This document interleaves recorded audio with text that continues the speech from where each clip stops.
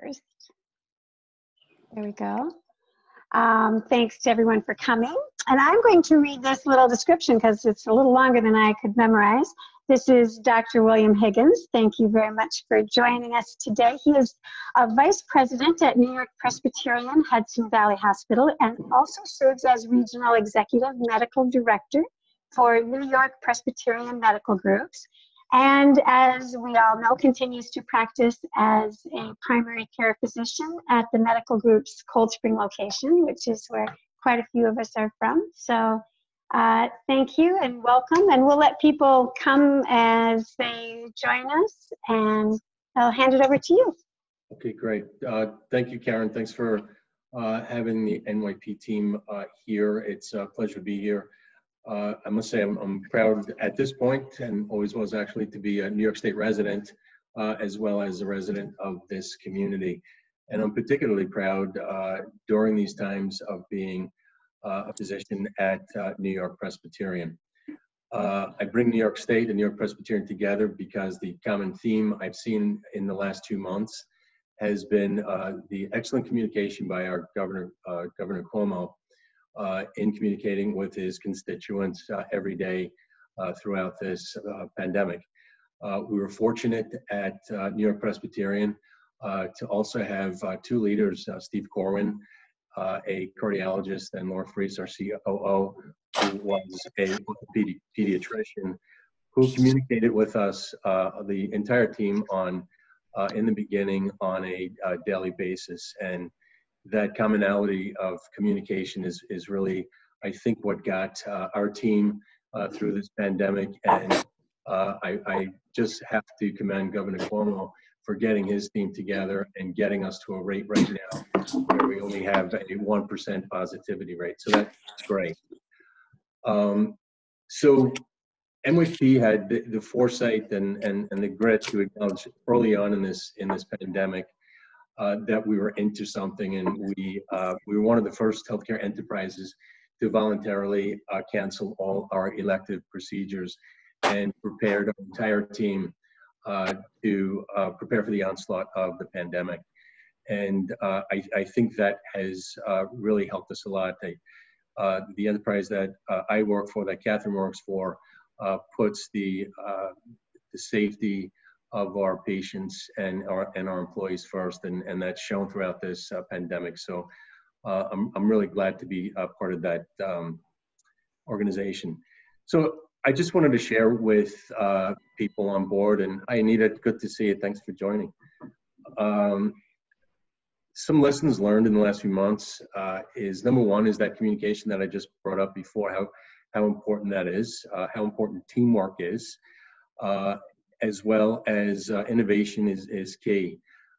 It took me several years to try to get the concept of remote monitoring or telehealth on board in the medical groups. We had successfully did it downtown at Weill Cornell with virtual care, but it took a while and was a bit cumbersome to get people to understand the innovation of how telehealth can be applied. So to give you an example, back in January, I think we perhaps had 100 telehealth visits in the medical group up here in Northern Westchester and Putnam County. And in the last month, we've done greater than 6,000 telehealth visits. And part of the ways we were able to use this innovation was as we dealt with the onslaught of this pandemic and all these patients who came into our emergency department at NYP Hudson Valley Hospital, was we designed, again, within a very short period of time, with a lot of teamwork and a lot of communication, to discharge people home that normally would have always been hospitalized, but we just no longer had the room. So we discharged them with something called remote patient monitoring devices, pulse oximeters, so we know what their oxygen levels were like. And we devised a team of physicians and nurses who followed these, we call them post-COVID patients, either from the ER or that were discharged. And we followed them every 6 hours, 12 hours, 18 hours, 24 hours. And we followed them out for either 72 hours or 5 days. And it was an eye-opener for all of us to see what it was like to take care of people at home remotely. It's kind of like the 2020 version of a home health visit, which many of us do, but it's impractical to actually get out there and do it. I actually was part of that team that followed these post-discharge patients, and where the care team came into this is I would actually sit where I'm sitting right now, not in front of Castle Rock. I'm actually I'm here at home. So I would sit here during that during the height of the pandemic, and I would speak to people, and I realized some of the people in Peekskill were alone, and they had no support system. So it was and they were on oxygen, and they were frightened. So at that point, we decided to get our whole care management team into this so that they could follow up with these people and give them the resources and the social support services that they needed. So telehealth is here to stay. Hopefully we won't be doing it with post-COVID discharge patients anymore, but it certainly had an applicability there with that. So we're going to keep doing telehealth for many, many different reasons. One of the last things, lessons learned, was we're a lot stronger, a lot braver than we thought we were. During the height of the pandemic, I had physicians that have only practiced GI medicine for years who volunteered to become hospitalists because we needed them. So the amount of teamwork that came into the hospital was just so gratifying. It was terrific. So those are sort of my lessons learned at this point in this pandemic. And I put together a little slide presentation today because I'd like to make us immunologists, and Dr. Lucente, maybe you can help me out on that one as I go through my presentation. But there are certain key things that I think all of us should know going forward. And I think Karen mentioned it before. If anybody has any questions, I'm happy to answer questions. One more thing is, one question that does come up is during the height of the pandemic, we realized that, yes, we are going to come out of this. And what is the new normal going to be like? And that new normal that we're all going to live with for the next several years has everything to do with social distancing and mitigating risk of infection and wearing cloth face masks and cleaning high-touch surfaces and whatnot. So we redesigned our workflows, not only at the hospital, but also in the medical group, so that people can come in and be assured that they're safe coming into physicians' offices and the hospital for routine care. At this point in the Hudson Valley, at phase 3 that we're at right now, it's time for all of us to recognize that those of us at a certain age need to resume our health maintenance. We need our mammograms, and we need our colonoscopies, and we need checkups, and have to have our blood pressures monitored. So now is really the time to do that. So both the hospital and the medical group have redesigned our workflows where we pre-register people before they come in. We obviously ask them the pertinent questions as to what their risk of having COVID-19 is. We screen everyone coming in with a thermoscan to make sure that they don't have a fever. So it's very safe to come into not only our hospitals, but also our medical groups. And one thing I've said all through the pandemic is I felt very comfortable going into NYP Hudson Valley Hospital on a daily basis at the height of this pandemic, but I sort of freaked out going to the supermarket. That has nothing to do with how the supermarket is cleaning their surfaces and whatnot. I'm sure they are, but I know that the medical groups and the hospital put that as a top priority, not only for our patients, but for our employees. So I'm getting a little less freaked out going to the supermarket now, thankfully, because I see how hard they're working.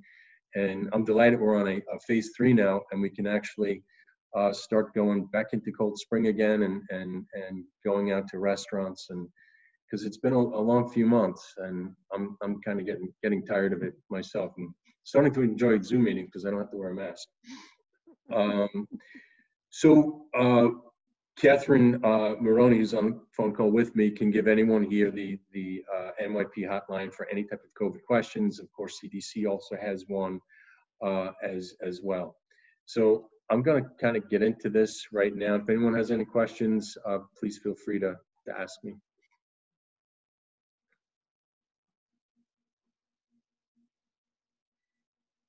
Okay. I'll put this in slideshow format.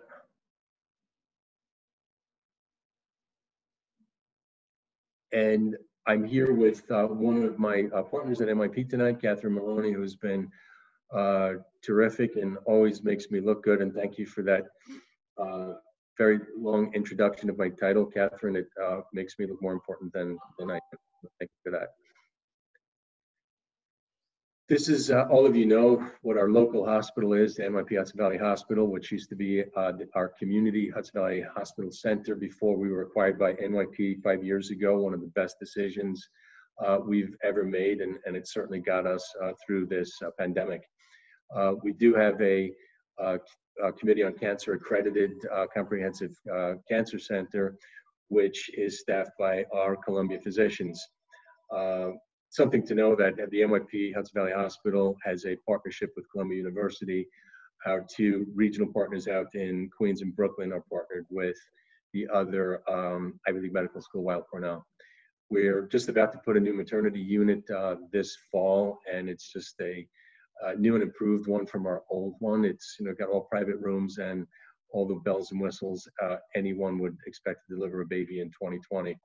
We also have our Columbia partners with us now doing a full range of surgeries, including Tom Hickernell, who also is a Columbia fellow who specializes in an anterior approach, minimally invasive hip surgery. He's a great guy. We do have a complete range of inpatient services that I'm sure some of you have taken advantage of here. Our telemedicine, as I mentioned before, is up and running. We have an on-site digestive health center that I'm going to need to utilize soon because my colonoscopy is overdue as well. We've been notorious even before we were NYP for a no-wait emergency department and have won some international awards on it, and we continue to do that. Our teaching kitchen is run by Emily Berman, who's this incredible chef who reaches out to the community with all kinds of programs linking nutrition with healthy lifestyle. Just a bit of a side, Ellen and I came home from Cuba several years ago, and this is, I guess, before Trump administration came in, and Emily said, "Oh, this is great. I'm glad you came back from Cuba. I want you guys to come into the teaching kitchen, and we'll do some Cuban dishes." She's very familiar with it, and I didn't have the heart to tell her I don't know how to make cereal, but Emily's pretty good, and she was able to make me look good anyway. So I'm going to make immunologists out of everybody. I'm sorry. Was there a question? Nope, I don't think so. Okay. So I'm going to try to make immunologists out of everyone right now and just go through some COVID-19 data. So as you can see from the title, COVID-19 stands for coronavirus disease, which was discovered in 2019. And it is the seventh in a family of 6 coronaviruses, the last 3 of which mutated from animal models. The difference between a pandemic and an epidemic is a bit of geographic semantics, where an epidemic is just an outbreak that's become widespread in a particular region, and a pandemic, as we live it right now, is a disease that crosses continents in many countries, infecting a large number of people. Just a little bit of a pop quiz here. When was the last time we had a pandemic and 2 living popes? And anyone who gets the answer to this, I guess Karen will give them a free library book or something. 1357. Yes. So I think the 14th century is fascinating because by mid 1300s, some ships came into Sicily from the Black Sea, and then the bubonic plague started at that point, and almost killing 2/3 of Europe over not too long of a time. And that was also later on in the century, the era of the Avignon Pope, Clement VII, who was duking it out with, I think it was Urban VI, the Italian, and eventually, after a series of Italian popes, as we all know, the Italians won out. The last pandemic we had, but with one pope, was back in 1918, which is commonly known as the Spanish flu. So this is a slide that I can change every day. We're up to well over 121. I think we're 123 or something right now. Unfortunate deaths in the United States, and with the increase, the surge in cases, which I believe the infectivity rate is over 10% in Arizona, California, Oklahoma. We're probably going to see a lot more in the next few weeks, unfortunately, unless some drastic measures are done to isolate people. This is New York State. In Westchester County, I believe we're at 34,000 people infected. I was telling Karen before, Phillipstown, I think because of its geography and distancing, has had really few cases, just over 1,000, either due to geographic distance or really good citizens in Phillipstown. So I'll put you guys on the ladder.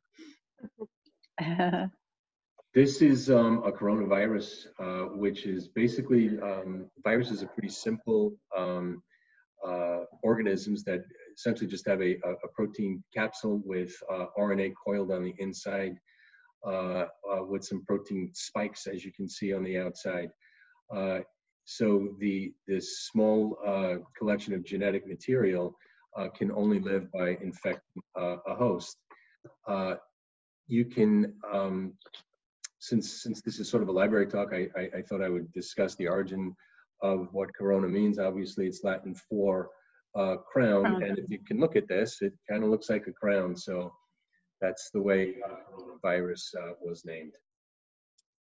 So as I mentioned before, COVID-19 joins its other 6 brothers and sisters in the latest, as the latest coronavirus. The last 3 were, again, were mutants from animal models, and the top 4 that you see here, the 229E, NL63, OC43, and HQU1, are essentially common colds that were discovered back in the 1960s. One interesting thing to know is the studies that have been done on MERS and SARS from several years ago, the antibodies that those people are still manifesting. We believe it holds them immune to future illness. And it is our hope, and I underscore hope, that that will be the same thing with the SARS-CoV-19 virus as well. So just a little primer on, why do viruses change? Again, they travel very lightly. It's not like a big organism with all kinds of genetic material and other material on it. It's just a protein covering with RNA embedded in it. It gets into our cells and is able to replicate using other machinery from their host. Sometimes the RNA doesn't get replicated right. We call this a mutation. This is pretty common with the influenza virus, which essentially changes every year, and we don't know that about the coronaviruses, although I did read today that different parts of the United States have different mutants of the coronavirus. In Chicago in particular has more of the has more of the Wuhan China virus, which evidently is less virulent than other parts of the country. New Yorkers tend to have more of the European strain. So we're learning things about this virus almost on a daily basis. And as I go through this little slide set, it's important to keep in mind that we presently have few, if any, peer-reviewed studies with coronavirus, and a lot of the information we're having right now is just based on accumulated evidence that is anecdotal. And I will tell you that in the heart of the epidemic, we had our physicians at NewYork-Presbyterian were calling their colleagues both in Italy and China to kind of just figure out hey, what are you doing with these cases? And one of the more fascinating things that myself and Ellen saw in the ICU, which is kind of very eerie and deeply center, you probably would find this fascinating as well, is when you're going down a intensive care unit where everyone is on a ventilator. It is sort of a jarring sight to see everybody lying prone on their belly. And that was one of the anecdotal, really good pieces of information sharing we had with our European and Chinese colleagues, that by putting people prone on their abdomen and ventilating them actually provided much better ventilation to all areas of the lung. But never in my time had I seen that in so many different patients. This is PCR testing. So PCR testing stands for polymerase chain reaction. This actually tests for the actual virus itself. And I'm sure some of you have heard it called brain biopsy, which is kind of funny, but it has nothing to do with it. It's just sticking a very long Q-tip into the back of your nasopharynx, twirling it around a little bit, and if there's virus there, it most likely will get on that Q-tip. I should have included the difference between men and women on this particular slide. Both Ellen and I went and had our PCR testing done several weeks ago before Memorial Day because we wanted to visit our grandchild, and neither one of us were ill, but we certainly didn't want to compromise anyone. So we both went for PCR testing. And the doctor there thought it'd be very funny to take pictures of both Ellen and I getting tests done. And I look like I'm having a nail shoved into my head, and Ellen looked like she was getting her nails done. Her eyes were wide open. That's the difference between men and women getting. It's very, very simple. So some of the questions we often get are, how long after initial infection does COVID-19 remain positive? And it can remain positive from anywhere from days to weeks. And I'll take this as an opportunity to talk about asymptomatic carriers. So in the beginning of this, we didn't think there was, or it was essentially insignificant that there were asymptomatic carriers, that we now know from some studies we've done, especially on naval ships, that 30% of people are asymptomatic, sometimes pre-symptomatic, and are able to spread this illness. And that's especially important as we see young kids out there, especially we're seeing that in Florida right now, who are running around and they are COVID positive, but they're going home to elderly parents, grandparents, immunocompromised relatives, and they could really spread the illness. So it's really important for all of us, young and old alike, to maintain all the recommendations from the CDC, including the social distancing, the wearing of cloth face masks, and keeping apart. So how long do we remain infectious after developing symptoms? We think about 9 days, and we've put a quarantine of 14 days on as more of an arbitrary safety valve there. And the recommendation is to continue to quarantine for 14 days. And we touched upon this before. Yes, asymptomatic individuals certainly can transmit the virus to others, and people are most infectious when they just become infected. So it is what we call in that pre-symptomatic phase, days 1, 2, 3, that people are the most infectious. I just put this in there. Our first death was back in February 6th in Santa Clara County in California, and as we know, we're getting another uptick there, and we think it has everything to do with the relaxation of the restrictions we had originally put in. And this slide is not very old, and I have only 109,000 Americans who've died from COVID-19. It's important. We do know now, again, with an accumulated body of knowledge, that the virus does not last long on surfaces, but it is important to disinfect high-touch surfaces that we normally use, such as doorknobs, table, gas pumps, shopping carts, etc. So now that Clorox wipes are back in the supermarket, we should continue using them. And everybody here knows that you know, the happy birthday song 3 times is the best amount of time to soap and lather and wash your hands. One thing that I've noticed and some people comment on is, why do people ride around in their cars with masks on and there's no one else in their cars? I always thought that was kind of funny looking, until someone told me that people leave their masks on because they don't want to touch their face. So that's probably a pretty cool thing to do. Since you have your mask on, you're not going to touch your nose. You're just going to be conscious of having that on. And another thing I'll bring up now that we're in phase 3 is I saw a lot of restaurants get these kits that include masks and sanitizing gel, but they're also including gloves to hand out to patrons, which I disagree with. I think gloves give us a false sense of security. And I've seen studies in the last several weeks where people thought they were not touching anything because they had gloves on. But after a while, you're touching everything with impunity. And one of the studies had a dye that showed up, and the people who had their gloves on were spreading whatever that dye was all over the place. So I'm not too sure about the gloves. I just think washing your hands is a much better thing to do. Here's a good example, in a library no less, of social distancing. And I gather the measuring tape is because they're 6 feet apart. I don't think they're measuring out anything else.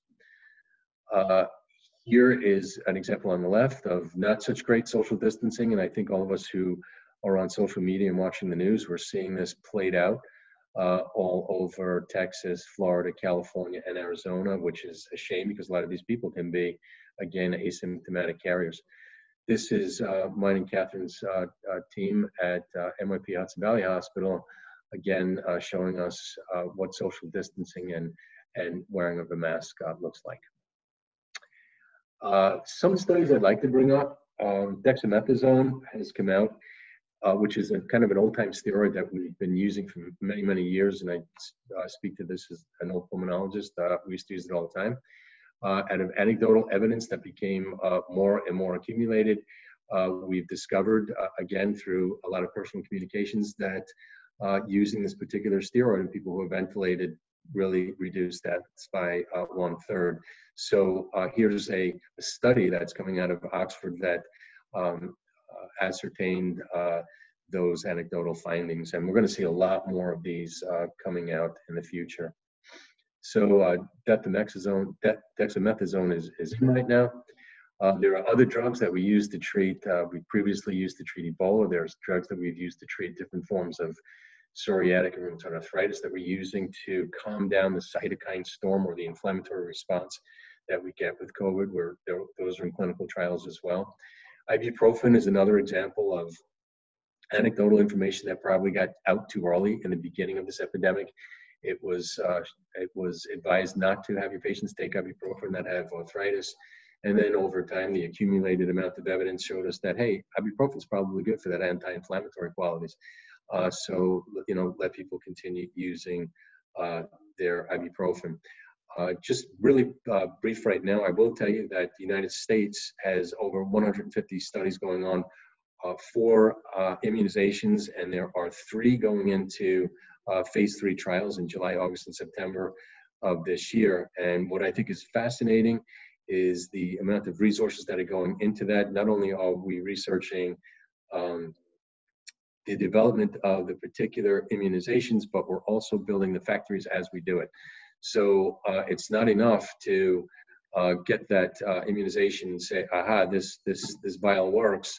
We've got to get the factories all over the place to make hundreds of, thousands of vaccinations. So we're sort of building the plane as we're flying it right now, getting ready for when that vaccination is out. And previously, I was pretty doubtful because it usually takes at least 5 years to get a vaccination onto the market, but it looks like we might even get one in 2021. So I think we can be optimistic about that.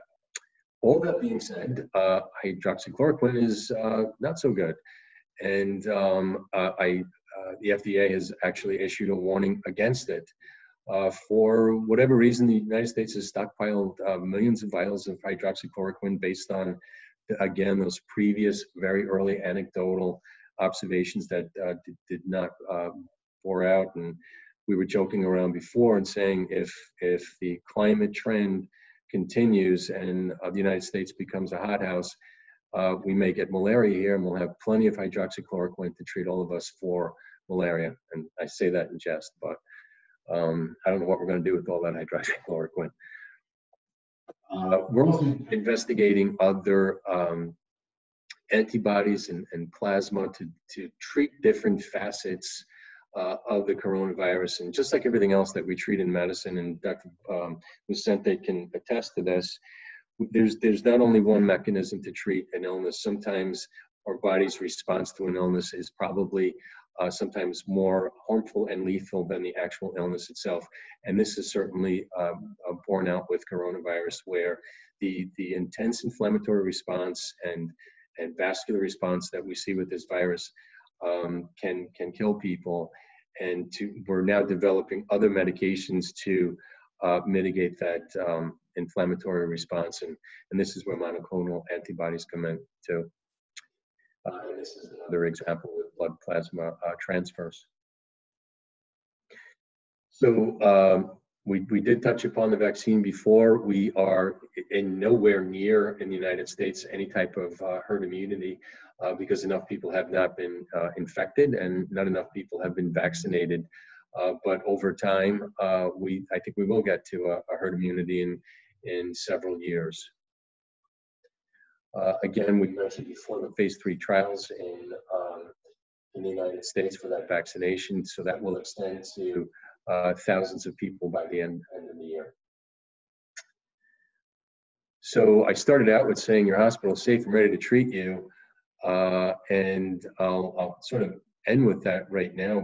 We've put every resource and operations team together to design workflows for the safety of not only our employees, but of our patients, to have them resume their normal health care.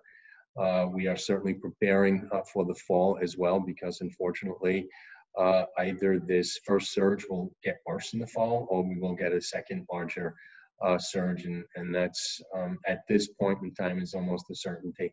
So we are preparing for that, and the medical group is preparing for mass immunizations for influenza to get people vaccinated sooner than later.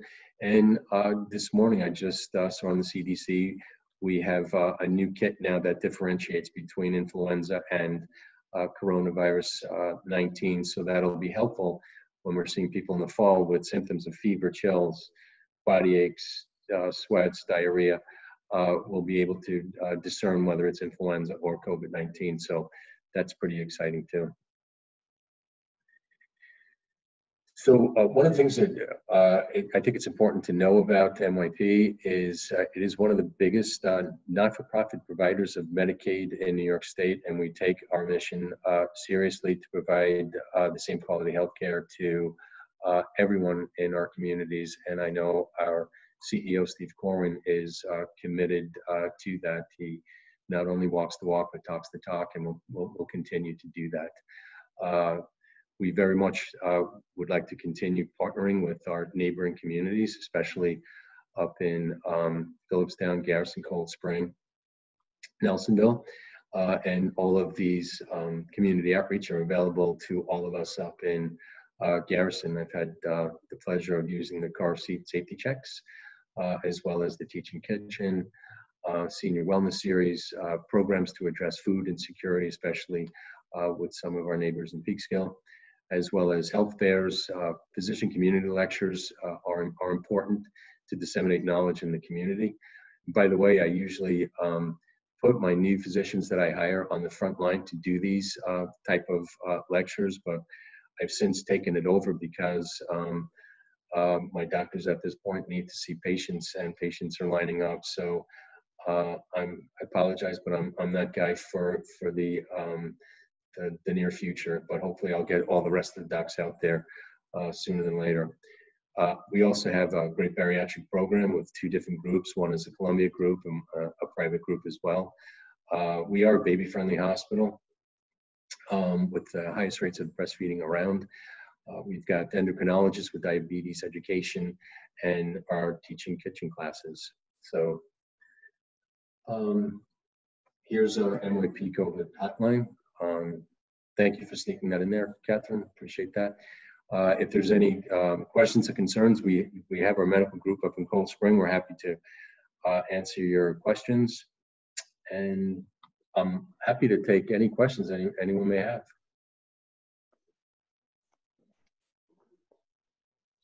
I have a question. Sure. We both waited the certain amount of time before we all jump in. It got me thinking when you were talking about treating people when they're laying on their stomach. Is that true, generally speaking, that if someone's having difficulty breathing, rolling on their stomach would be helpful? No, that's a good question. No, this is really specific to this particular illness and the air exchange that goes on, and it only really applies at this point to people who are on ventilators. That's a great question. Yeah, so that's where that goes. I'm sure that's going to be studied further now that we've had success with that.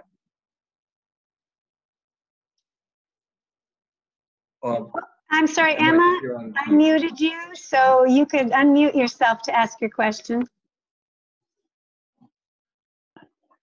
Oh, can you hear me now? Yes. Yes. Okay, wonderful. What precautions can we take going into fall? Any extra precautions to assure that we don't get into this higher wave or more COVID cases? So thank you for that question. I started it out with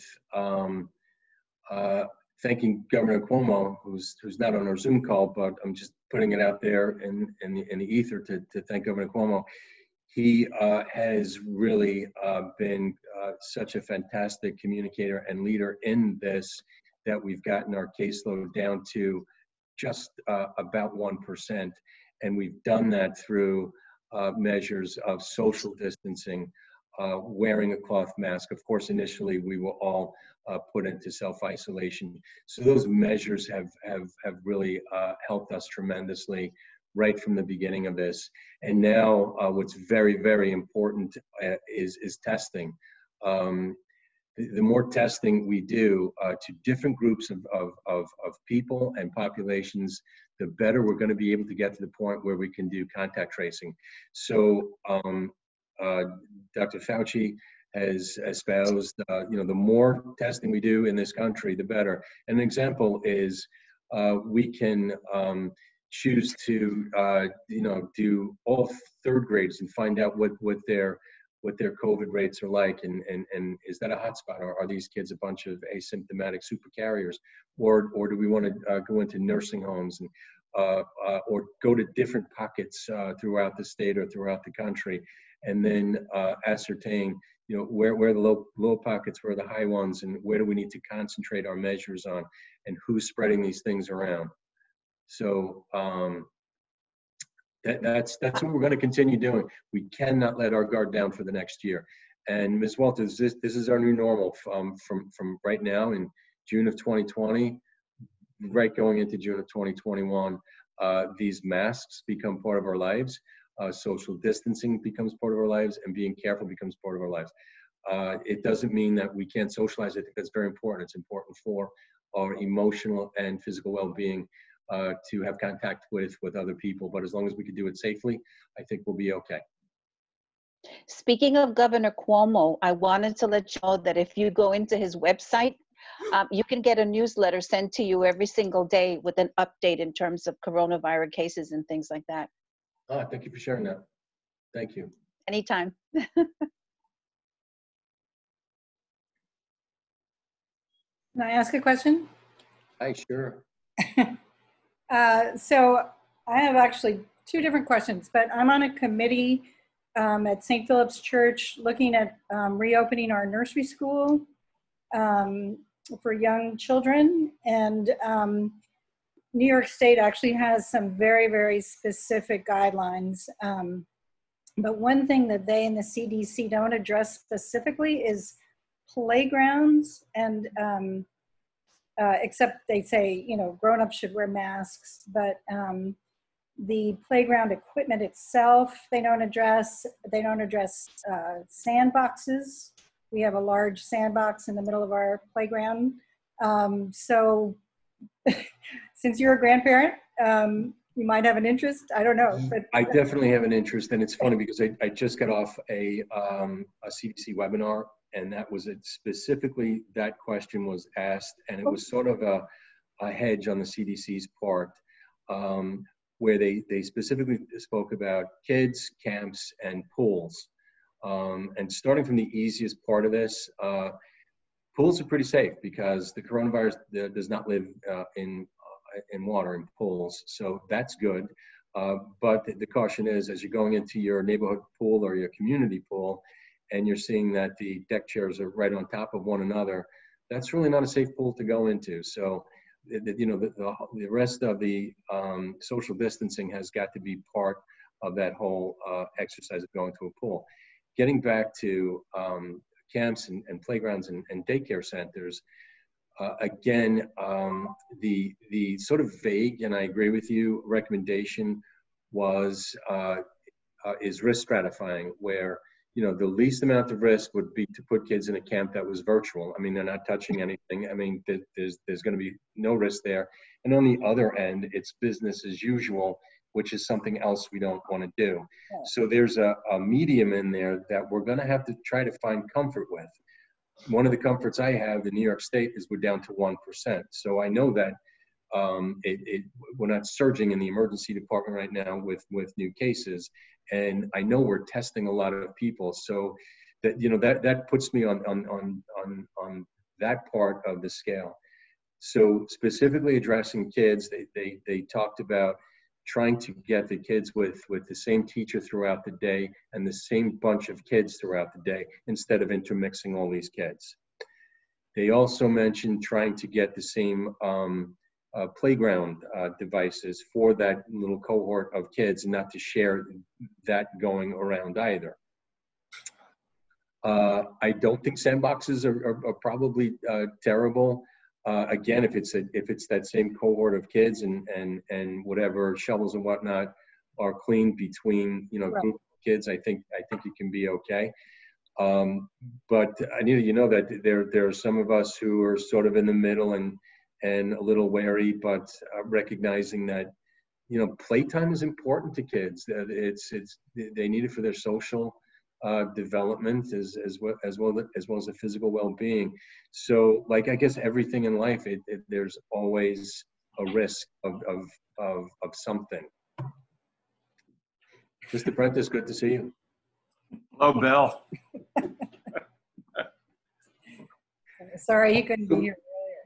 That's you know, if I find out anything, I'll certainly let you know. And I will tell you, I have a 2.5-year-old grandson who loves being in his little school and gets along great with the other kids. And you could just see his development when he came home every day. And now mom and dad are working from home, and they're bouncing this 2.5-year-old between them, and this kid is, you know, bouncing off the walls. And you know, the structure and the stimulation, the activity of daycare and of these camps is very important to kids. So that's a decision we're all going to have to make. And if I find out anything new, I'll certainly pass it your way, Anita. Okay, great. Thank you.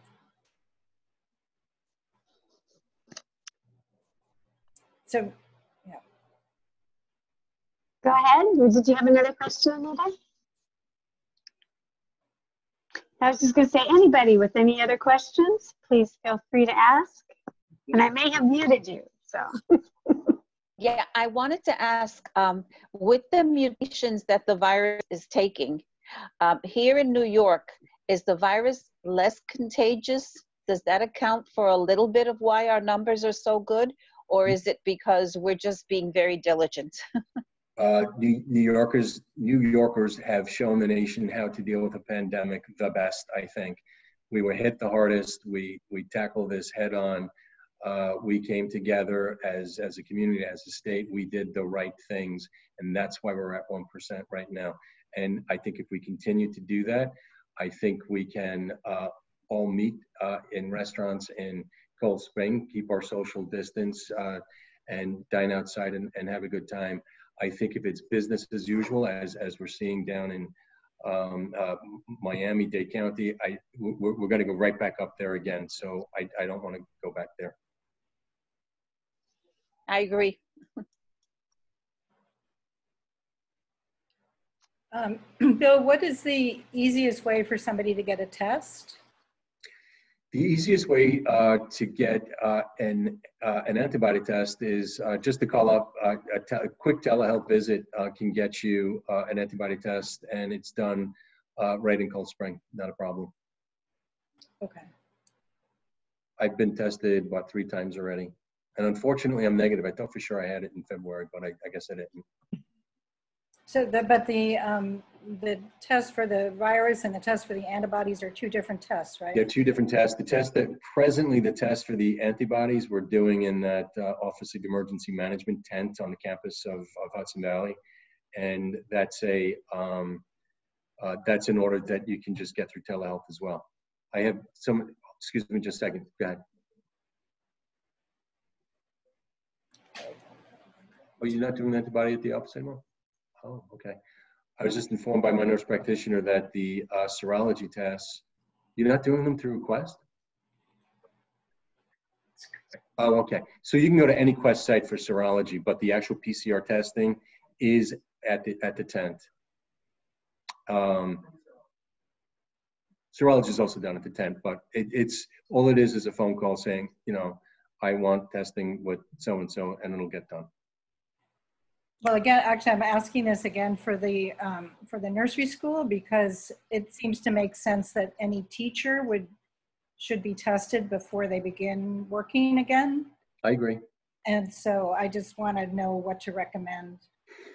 So if I would recommend that, and I will tell you that, I mean, we've all read how New York State nursing homes were just decimated by this, and coming out of it, they've been testing all of their employees with PCR testing twice a week. Where one of my colleagues and one of the administrators at the nursing home said he always feels like he has a tickle in his nose because twice a week he's getting a Q-tip put in there. It does make sense, and I think it makes sense to